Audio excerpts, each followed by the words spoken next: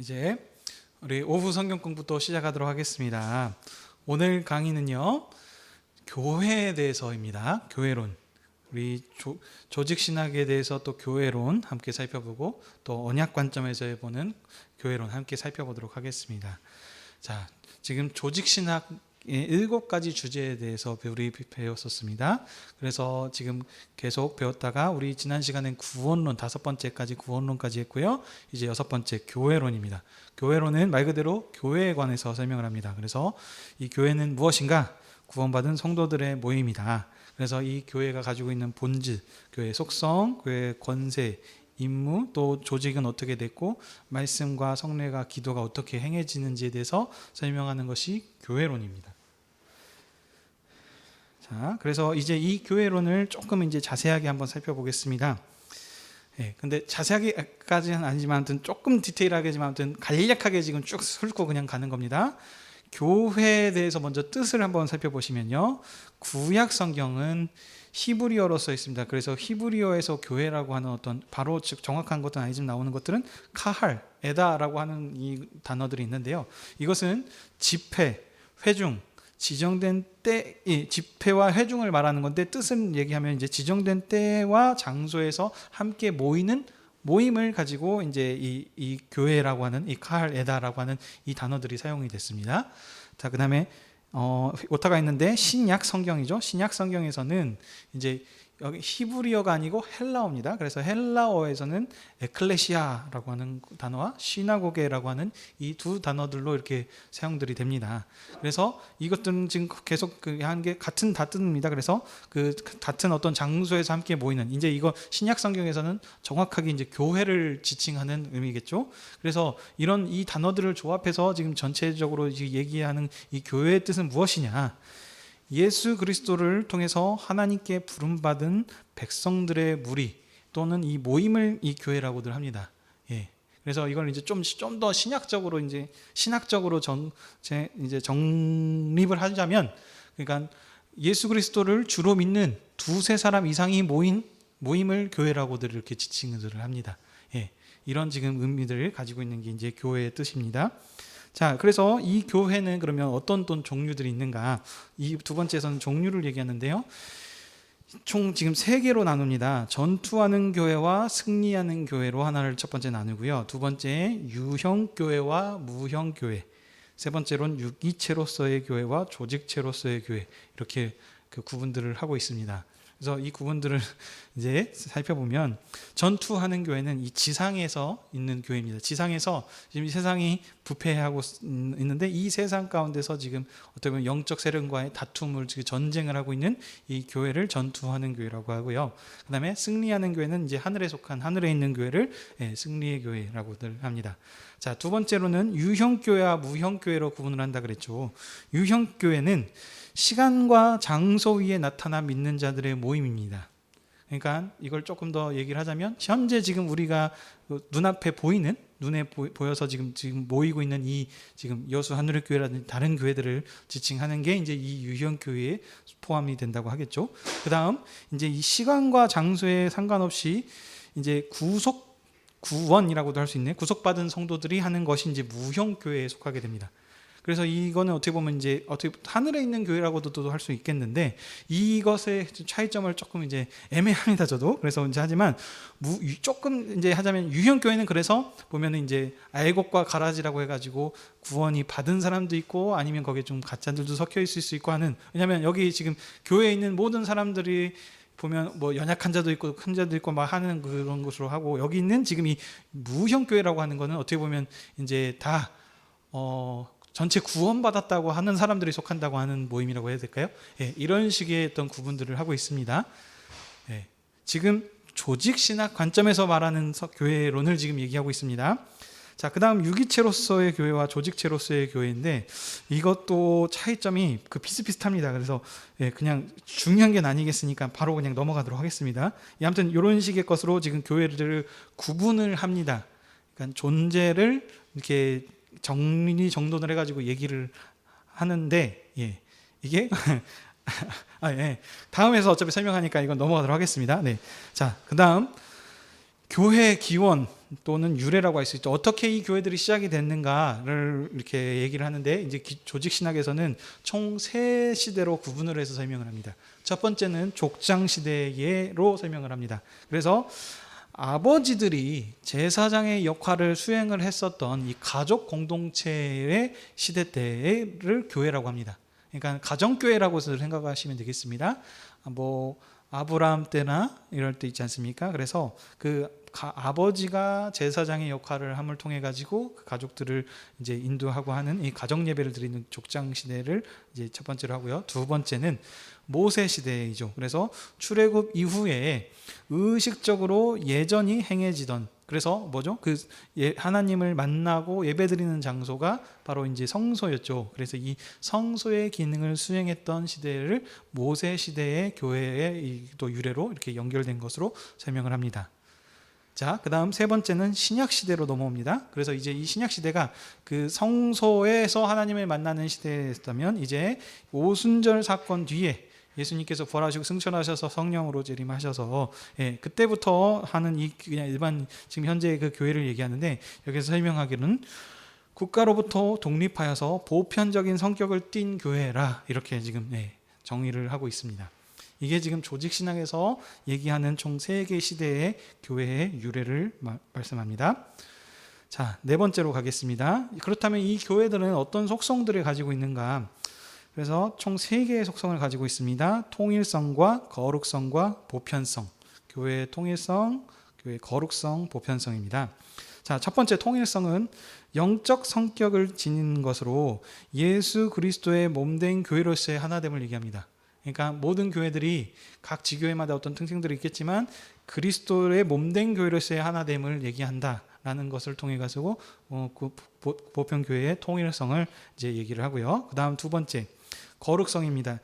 이제 이 거룩성에서도 보면은 외적 거룩성과 내적 거룩성을 이렇게 구분들을 하는데, 이건 카톨릭과 이제 그 개신교, 이제 지금 저희들이 믿고 있는 종교개혁의 후예들이라고 하는 이 개신교와의 좀 바라보는 관점이 아까 그 통일성도 그렇고 거룩성에 대해서 조금씩 차이들이 있습니다.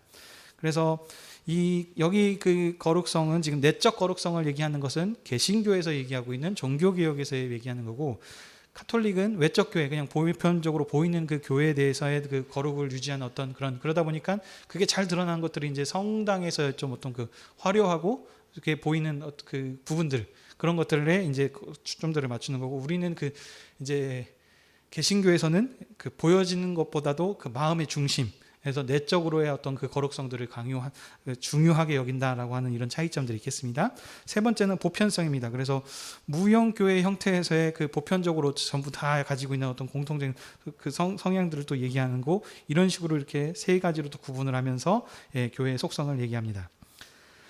자, 다섯 번째, 이제 그러면 이 교회들이 어떤 표지, 그러니까 교회가 가지고 있어야 될 그 구분하는 방법이라고 해야 될까요? 아니면 이것들이 있어야 교회다라고 인정을 할 수 있는 제대로 된 참 교회다라고 하는 이 표지가 총 3가지가 있습니다. 그래서 하나님의 말씀에 참된 선포가 되는 교회가 이고요. 두 번째, 성령의 바른 집행. 세 번째, 권징의 신실한 시행을, 이 3가지가 잘 시행되고 이렇게 지켜지고 있는 교회가 참 올바른 교회다라고 이 교회를 평가하는 지표인데요. 첫 번째, 하나님의 말씀이 제대로 선포되는 교회, 이거 아주 중요하죠. 그래서 말씀이 본질에 충실해야 한다라는 부분들을 얘기하고요.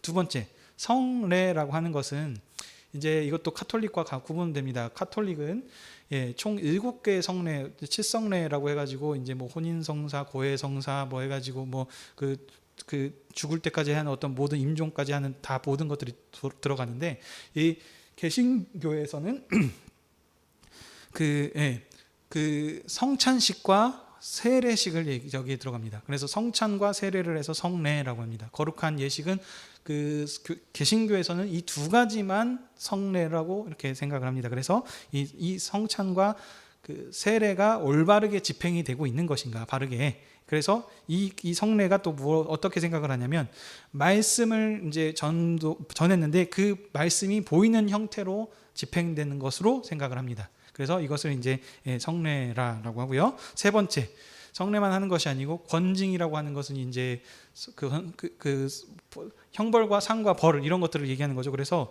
이런 보통 이제 요즘 교회들이 그래서 뭐 문제들이 많거나 어떤 뭐 거룩성을 어떤 교회의 어떤 그런 부분들을 상실했다라고 하는 이유들이 어떻게 보면 크게 이 세 번째 뭐 다양한 다른 언어도 있겠죠. 말씀도 제대로 선포 안 되곤 하지만 이 세 번째들이 특히 잘 약한 부분들이 있는 것 같습니다. 그래서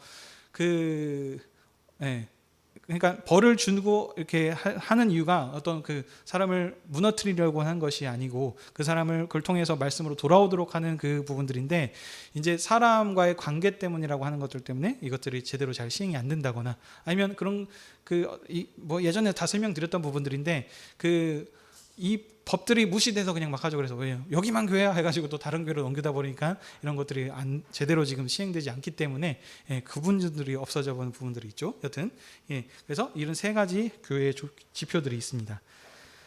자, 다음 6번째입니다. 그럼 교회가 가지고 있어야 될 뭐 기능, 임무라고도 하죠. 그래서 이것은 총 4가지를 가지고 있습니다. 첫 번째, 하나님께 예배드리죠. 그래서 예배, 하나님께 경배하고 하나님께 회개하고 기도하고 말씀을 듣고 또 하나님께 봉헌을 드린다 하는 이런 요소들이 이 예배에 들어가 있습니다. 네. 다음 2번째죠. 교회가 해야 될 것은 복음 전파입니다. 우리가 들었던 그 복음을 가지고 다른 사람들에게 그것을 전달하고 또 선포해서 교회로 다시 들어올 수 있도록 하는 그것이고요. 3번째, 말씀을 가르침입니다. 말씀을 그냥 듣기만 하는 것이 아니고 이 말씀에 어떤 의미들이 있고 해서 이 교육으로 이제 말씀이 신앙이 성숙해 갈 수 있도록 이것을 가르치는 부분들을 얘기하고요. 4번째, 교제와 봉사이죠. 그래서 친교와 봉사라고도 하는데 성도들 간의 친밀한 소통과 또 그 섬김으로 나타나는 이런 부분들이 교회가 가지고 할 기능과 임무 이렇게 설명을 하고 있습니다. 자, 7번째입니다. 이번에는 교회 정치 제도입니다. 예전에 지금부터 얘기하는 부분들은 예전에 처음에 제가 오후 성경 공부했을 때 그 교회 정치에서 많이 얘기했던 부분들을 그냥 나올 겁니다. 그래서 그냥 한 번씩만 이런 게 있다라고 언급을 할거 넘어가겠습니다. 그래서 처음에 했었던 거죠. 그래서 교회에 크게 3가지 정치 제도가 있다. 감독이 하는 정치. 그래서 카톨릭과 정교회와 감리교들이 감독을 파송해가지고 감독들을 통해서 교회를 이렇게 다스리고 한다라고 해서 감독 정치가 있었고요. 2번째, 회중 정치입니다. 그래서 여기에서는 감독이 아니고 회중들이 직접 선발을 해가지고 참여해서 하는 그 정치를 얘기합니다. 그래서 침례교나 독립교회들이 여기 이제 포함이 되고요. 3번째, 장로의 정치라 그래서 여기는 장로교와 선교가 포함이 됐는데 중도 정치라고도 했습니다. 그래서 감독과 회중과 반반의 어떤 균형을 이루어가지고 함께 이렇게 지어져 가는. 그래서 이게 이제 장로교 정치라고 하는 크게 3가지 정도로 분리가 된다고 했습니다. 더 자세하게 나눠지긴 하지만 이제 크게는 이 3가지 안에 다 포함이 됩니다. 그래서 이런 정치 제도를 있다라고 하는 것을 우리가 예전에 교회 정치 시간에 한번 다 배웠습니다. 그리고 또 이제 8번째는 이 교회에 그럼 구성하는 구성원들이 누구시냐? 이 회원에 대한 부분들입니다. 그래서 이것도 정치 시간에 한번 했었죠. 그래서 항존직과 임시직과 준회원 이런 것들이 있다 그랬는데 항존직은 장로와 안수집사님이 여기에 포함이 되고 그 다음에 임시직으로 해서 전도사, 서리집사, 권찰 전도인이라고 하는 이런 제도들로 해가지고 여기에 속한다고 했었습니다. 그리고 3번째로는 준회원이라고 해가지고 강도사와 목사 후보생이 여기 포함이 됩니다. 이거는 이제 어떤 강도사라고 하는 그 제도를 운영하고 있는 교단에는 있지만 또 없는 데도 있습니다. 그래서 이 사람들은 여기에 속합니다. 왜냐면 근데 보시면 여기에 빠진 사람들이 있죠. 목사님은 여기에 속한다 그러지 않았습니다. 왜냐면 목사님은 교회 소속이 아니고 노회 소속에 있기 때문에 이건 좀 다르다라고 지금 그때 설명들을 한번 다 드렸던 부분들입니다. 자, 9번입니다. 교회에 신급이 있습니다. 그래서 이것도 총 5개로 나눠지는데 원입교인, 학습교인, 세례교인, 유아세례교인, 입교인. 그래서 한 번씩만 그냥 한번 쭉 훑고만 지나가겠습니다.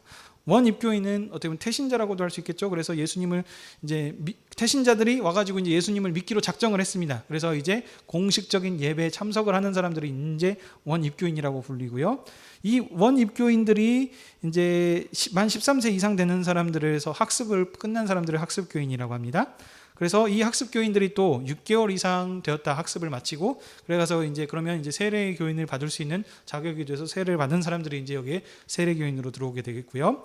그다음에 유아 세례 교인은 유아 세례를 받은 사람인데 이 사람들은 누구냐면 입교인이 된 사람들이 그 자녀들이 있죠. 그래서 어렸을 때 유아 세례를 했는데 만 3세 이하에 되는 사람들이 유아 세례, 부모님의 믿음으로 이 아이를 신앙으로 잘 키우겠습니다.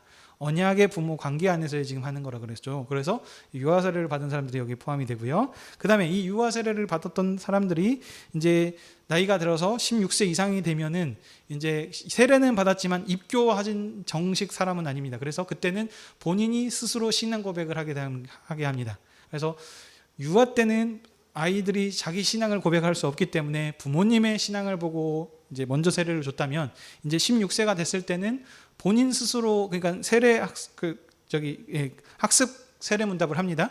그래서 가르쳐서 스스로 본인이 자기 신앙을 고백할 수 있도록 그래서 그때 됐을 때 그때는 세례하지 않고 이제 임명장 같은 어떤 그래서 학습 세례 교인으로 이제 인정해주는 이런 식을 하게 됩니다. 그래서 그렇게 되면 이제 정식 세례 교인으로 인정받게 되는 이런 것들이 이제 신급에 들어가게 됐습니다.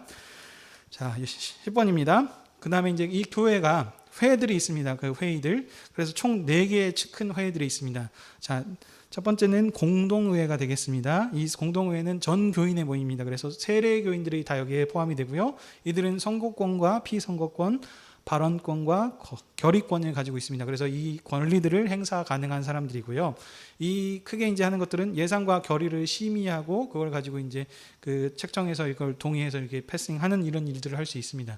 그래서 원래 이것들도 보게 되면 이제 공동의회를 소집을 하려면 법에 있습니다. 그래서 2주 전에 이제 교회 앞에 알리게 돼서 모든 교인들이 알게 된 이런 어떤 법들이 있습니다. 그 다음에 여기도 뭐 정족이 얼마 이상 돼야지 이것이 뭐 발생할 수 있고 참석한 교인 몇 번의 일이 이제 뭐 어떤 일들을 했을 때 뭐 과반 이상 그리고 3분의 2 이상 뭐 이런 식의 어떤 동의가 있을 때 이것이 들어가고 한다는 부분들을 지난번에 자세하게 다 설명들을 드렸습니다. 자, 그 다음 두 번째 당회입니다. 당회에는 목사와 교인의 대표인 시무장로님이 여기에 포함이 됩니다. 그래서 저희는 아직 당회가 결정되지 않았습니다. 왜냐하면 시무장로는 2인 이상입니다. 1인일 때는 인정이 되지 않습니다. 그래서 저희는 아직 당회가 없는 지금 교회라고 했었습니다. 아직 소속이 안 돼 있고 그래서 이 지금 당회는 어떤 권한을 가지고 있는가? 예배를 주관하고 각 그 교회에 소속되어 있는 기관들이 있습니다. 이 기관들을 감독하고 그리고 성례, 세례와 성찬식을 얘기하죠. 이런 것들을 관장을 하고 그다음에 임직이나 또 어떤 그 교회에 문제들이 생겼을 때 그런 부분들을 권징할 수 있는 그 권리를 가지고 있는 것이 당회입니다. 그래서 이 당회들이 전체적인 교회를 운영하는 다고 이제 말씀을 드렸습니다. 세 번째이죠. 재직회입니다. 이 재직회는 교회의 어떤 정식적인 그건 아니라 그랬습니다. 그렇지만 이제 부속 교회들이 커지다 보니까 교회 살림을 맡아서 이 일들을 좀 대신 이렇게 관리해 주십시오라고 하면서 세우는 기관들인데 그래서 여기는 보통 교역자와 장로와 집사들로 구성이 되고 뭐 정기적으로는 한 달에 한 번 정도씩 모이거나 이런 것들이 있는데 그 교회의 상황에 따라 그래서 그 당회나 당회 수관 아래서 이 지금 일들을 지금 보면 기관 감독을 한다 그랬기 때문에 이 재직회도 여기에 소속이 돼서 일들을 같이 진행합니다. 그 다음 네 번째로 기타 의회가 있죠. 기타 의회는 구역장과 있고 교구장이 있고 교육위원회 뭐 여러 어떤 위원회들이 있을 수 있습니다. 그래서 이 위원회들을 따로 모여서 그러니까 이거는 교회가 규모가 큰 규모일수록 이제 이런 것들을 세분화시켜서 그 일들을 이제 맡겨서 진행을 하도록 하는 것이겠죠. 자, 11번입니다. 교회에 또 여러 예식들이 있습니다. 그래서 성례식, 세례와 성찬 얘기했었고요. 임직식, 목사 위임식, 장로 장례식, 직사 안수식, 권사 취임식, 원로 목사, 원로 장로 뭐 어떤 이런 추대식이 있을 거고요. 봉헌식, 교회당, 헌당, 뭐 부속 건물들 이런 것들이 들어가고 일반 예식에 뭐 촛도, 약혼, 결혼, 입관, 발인 등 기타 등등 여기 다 이제 이런 예식들이 여기에 다 포함이 되어 있습니다. 이 교회로는 뭐냐면 지금 현재 그 교회가 어떤지에 대해서만 말씀하는 것이 아니고 이게 어떻게 보면은 실천신학이라고도 해야 될 것 같습니다. 그래서 지금 현재 우리가 교회를 살고 있기 때문에 이 교회를 어떻게 우리가 이해하고 어떻게 잘 그 운영하고 어떤 일들을 할 것인지를 얘기하는 거기 때문에 이런 다양한 모든 것들이 자세하게 지금 들어가 있습니다. 그래서 이 교회론이 어떻게 보면 그 제일 분량이 많죠. 그래서 이런 일들을 여기서 이제 다 얘기하고요. 마지막입니다. 그래서 교회가 지금 보면 아까 예배 드린다고 하지 않습니까? 그래서 거기 보면 회개, 기도, 말씀 듣고 그 다음에 또 봉헌이라고 하는 것들이 있었는데 이런 것들을 이제 예배 드리는 법에 대해서 자세하게 여기서 설명을 합니다.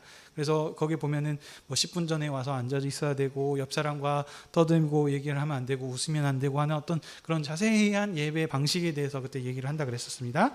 그다음 두 번째 예배 종류를 얘기합니다. 그래서 여기도 주일 낮 예배, 오후 예배, 뭐 밤 기도회, 수요 기도회, 뭐 기타 등등 하는 새벽 기도회부터 해가지고 그 예배 종류들을 여기서 설명들을 하고 어떤 뭔지 이제 말을 하는 것들이 있습니다.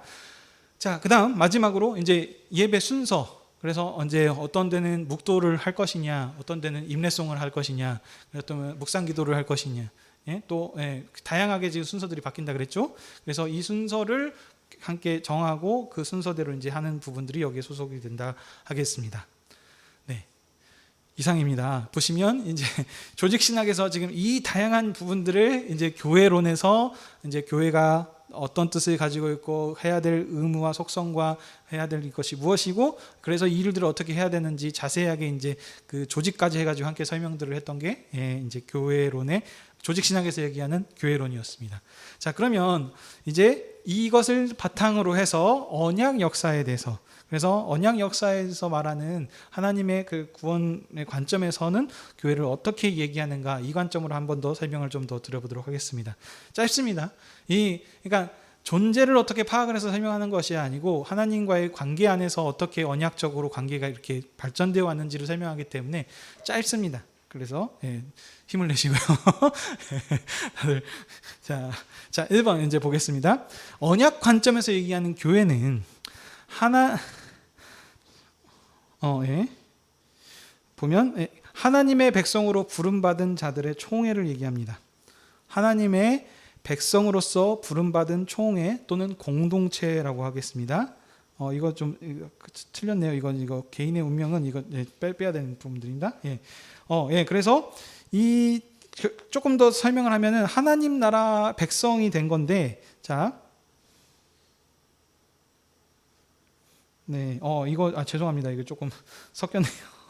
지난 구원론과 지금 내용이 좀 섞였습니다. 이거 넘어가도록 하겠습니다. 여기서 이제부터 설명을 하겠습니다. 네, 죄송합니다. 자, 기원을 함께 보시죠.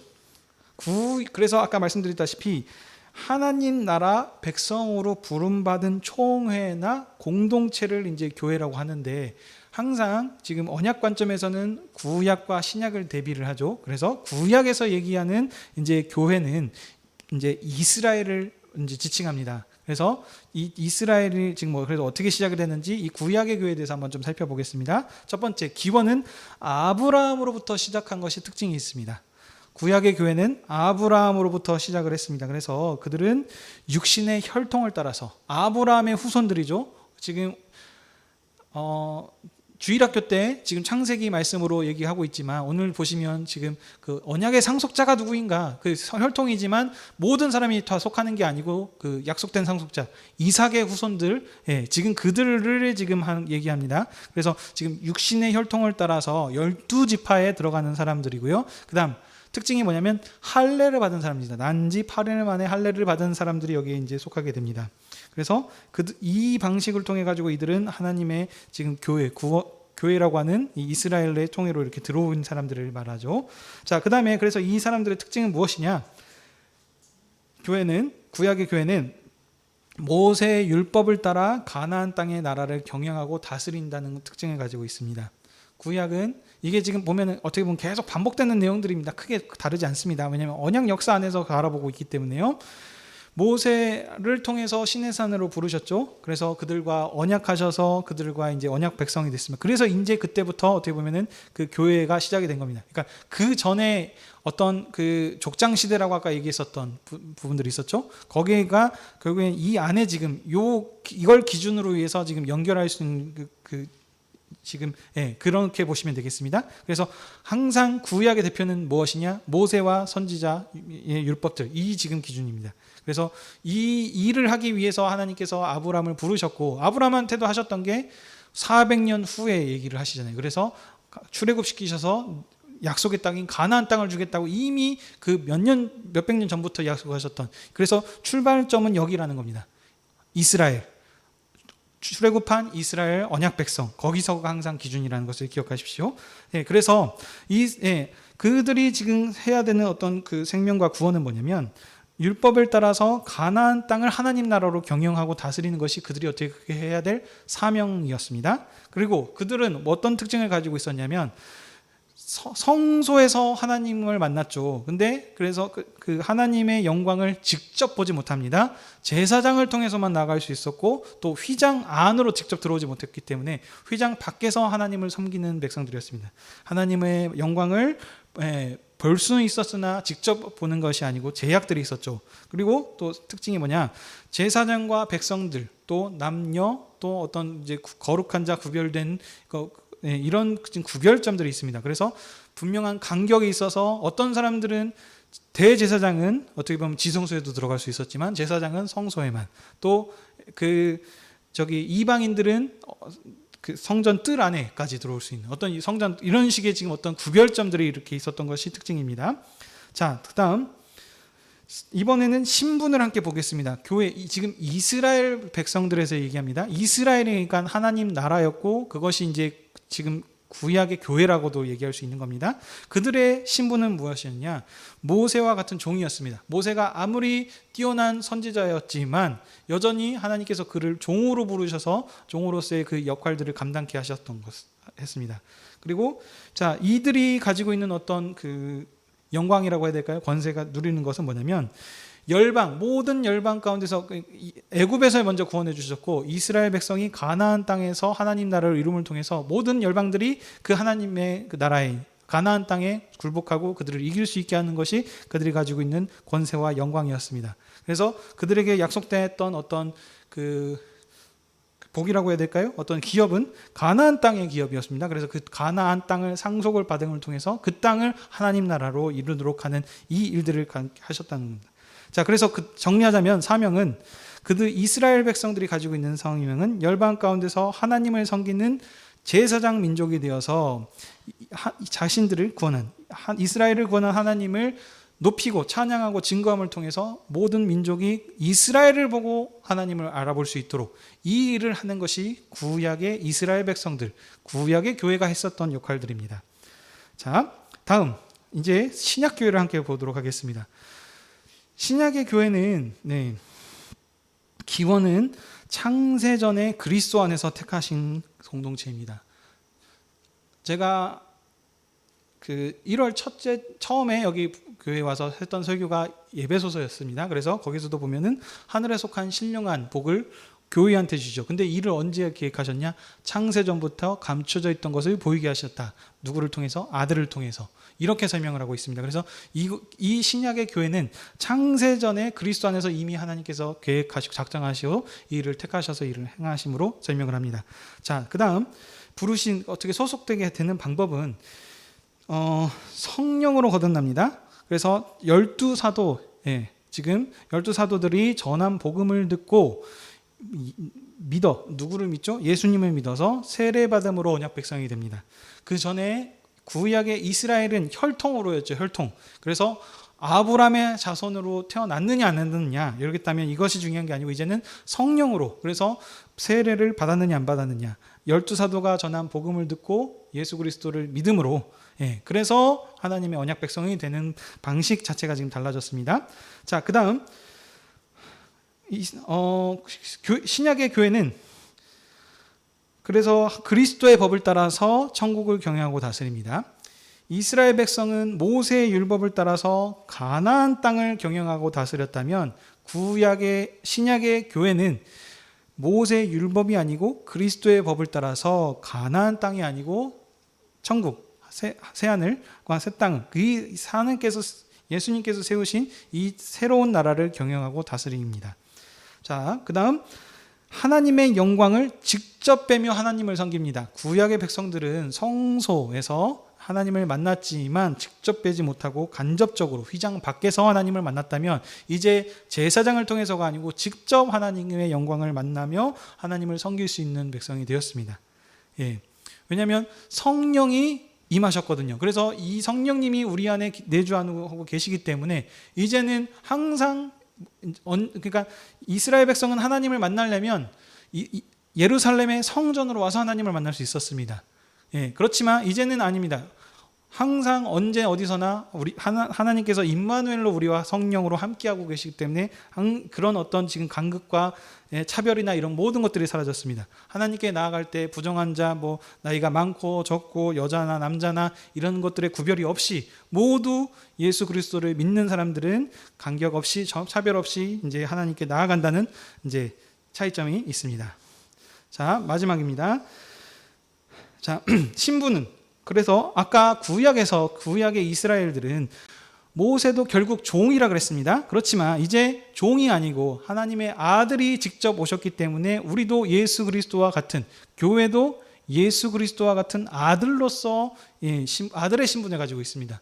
그래서 하늘에 속한 모든 신령한 복, 이 죽으시고 부활하셔서 하늘 권사 보호자로 올라가셔서 하늘에 속한 모든 그 권한을 가지고 계신 아들이 이 자기가 가지고 있는 것들을 교회한테 상속을 해주셨거든요. 그렇기 때문에 교회가 누리고 있는 것은 아들이 누리고 있는 그 권세입니다. 하늘에 속한 모든 신령한 복을 가지고 있는 것이 교회입니다.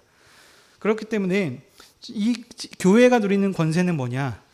죄와 죽음의 권세를 이기신, 그래서 예수 그리스도께서 승리하셨죠. 그래서 이 그리스도의 영광의 권세에 우리가 직접 참여합니다.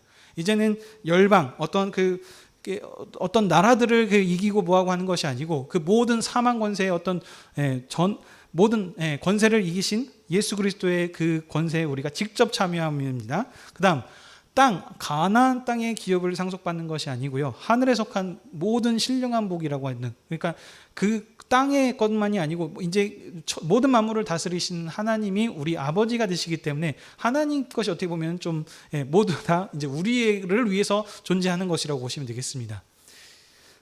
자, 다음 마지막입니다. 사명은 그래서 이런 모든 것들을 정리하면 무엇이냐? 죄와 죽음의 권세에서 벗어나 세상 가운데 하나님을 섬기는 백성이 되어 교회를 구원하신 그리스도를 찬양하고 증거하는 것이 교회가 할 일입니다. 구약의 백성들은 그 주변에 있는 모든 열방 가운데서 하나님을 섬기는 제사장 나라가 되어가지고 그들을 그 율법을 통해서 모든 사람들이 들어오게 했다면, 이제는 무엇이냐?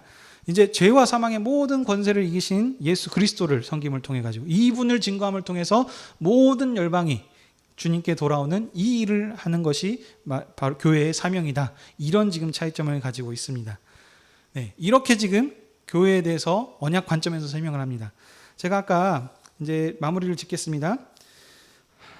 교회의 아까 속성들, 통일성, 거룩성, 보편성이나 족장시대, 그리고 교회의 종류 뭐 이런 부분들에 대해서 설명들을 하다가 많았는데, 이게 왜 그랬냐면 말이 어렵습니다. 왜냐하면 존재를 어떻게 파악을 하려고 그래가지고 이거 하나하나를 지금 얘기하고 있는데, 이게 틀린 말은 아닌데 지금 성경에서 말하고자 하는 계속 그 관점을 얘기하고 있지 않습니까? 그러니까 그 성경을 통해서 보시면 뭐 간디라고 하는 사람들 아시죠?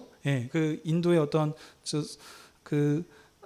아주 존경받는 사람인데, 이 사람이 성경을 통해서 그 비폭력을 강조하던 사람이었습니다. 성경을 통해서 그 영감을 받았다고 하는데 그가 결국에는 그러니까 좋은 도덕경으로 그걸 받아들인 것이죠. 예수 그리스도를 참된 하나님으로 믿는 그 법으로 받아들이는 것이 아니고, 그렇기 때문에 어떻게 받아들이냐, 사용되냐에 따라서 의미들이 달라집니다. 근데 지금 성경에서 뭐 문학 작품으로서 어떤 뭐 도덕경으로서 다양한 그 부분들이 거기서 우리들이 이익들을 취할 수 있는데, 성경에서 말하고자 하는 의미는 무엇이냐? 지금 이 언약 역사 안에서 하나님께서 어떻게 사람들을 이렇게 약속하셨고 그 구원의 역사를 이루어 가시는지, 그래서 이 분을 믿으라라고 하는 것을 설명하려고 하는 건데, 이 본 초점을 놓쳐버리고 다른 부분들에 대해서 아까 같이 그 존재를, 그러니까 풍성하게 나오는 건 맞죠. 그러나 정말 지금 성경에서 얘기하는 구약, 신약이라고 하는 이미 지금 약속에 대해서 하나님의 구원이 그 언약 관계가 어떻게 변화에 따라서 지금 얘기하고 있는데, 이 부분들을 지금 무시하고 넘어가면 조금 이제 삼천포로 빠질 수 있다는 말씀입니다. 그래서 지금 이 부분들을 정확하게 아시고 이제 보시면 참 좋겠습니다. 그리고 이제 아까 이 부분들에서 아까 같이 이제 마지막 뒤에 5번부터 저희가 설명드렸죠. 교회 정치, 제도, 회의 이런 것들은 지금 저희도 장로교회 안에서 하기 때문에 이런 것들은 동일하게 들어갑니다. 근데 이미 조직신학에서 설명했기 때문에 여기서는 따로 설명하지 않고 틀린 부분만 설명들을 드렸습니다. 자, 이렇게 해서 교회에 대한 그 차이점들을 좀 설명을 드렸습니다. 궁금하신 사항들이 좀 있으실까요? 좀 어려우시리라 생각이 듭니다. 그렇지만 한번 끝까지 한번 달려보시고 마지막에 이제 한번 어떤 정리들을 해서 이제 알려드리도록 하겠습니다. 네, 자, 기도하도록 하겠습니다.